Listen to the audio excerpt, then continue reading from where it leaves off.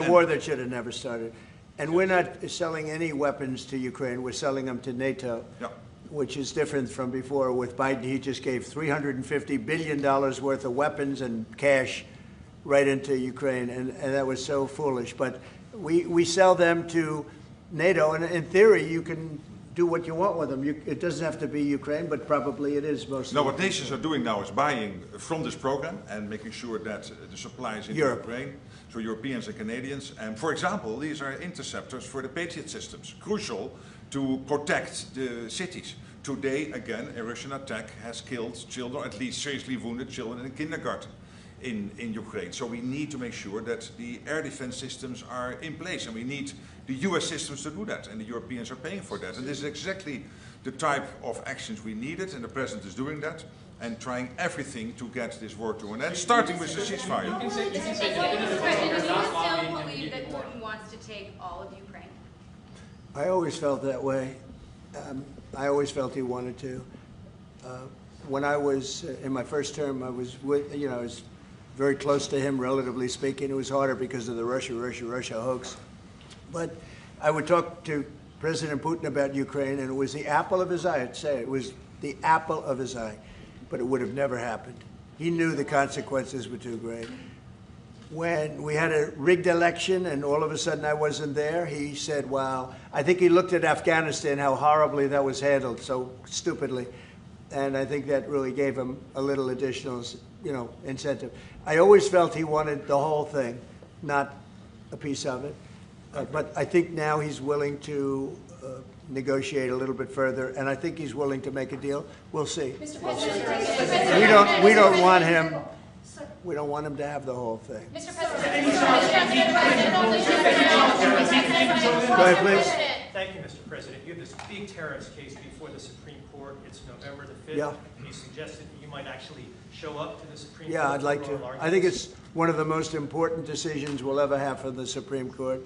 With tariffs, we're a strong, sound country. We're a nationally secure and internationally secure country.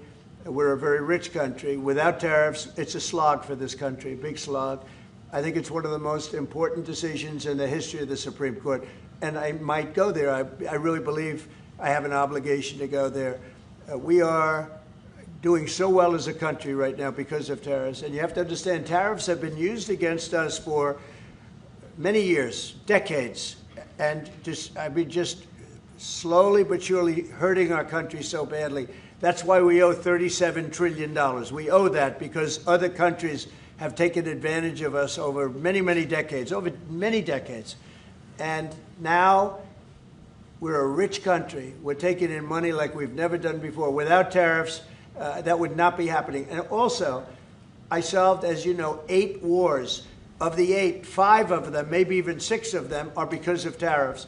The threat of tariffs on these nations, if you want to fight, that's okay. India and Pakistan. If you want to fight, that's okay. But you're going to pay tariffs, and they're going to be very substantial. And we're in the midst of a trade deal. And they said, we don't want to do that. 2 days later, they call up, and they're not going to fight anymore. They have peace. But I've done that out of 8, I would say 6 times, 5 times, 6 times. Tariffs are vital to this country. And tariffs have been used against us by China, by every other country, and all we're doing is using them to negotiate fair deals. And as you know, we made a fair deal with Japan, we made a fair deal with all of Europe, the European Union. We made a fair deal with South Korea. These are countries that were taking so much money away from us, not sustainable, and now we're taking in hundreds of billions and even trillions of dollars.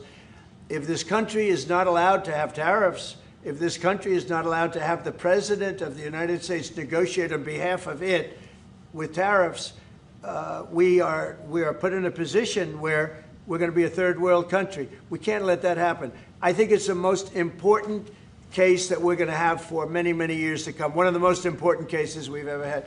With tariffs, we're a rich, secure country. Without tariffs, we're a laughingstock. We'll be a laughingstock. And I don't want to have anything to do with that. Thank you very much. Thank you. Thank you. Thank you very much. Thank you,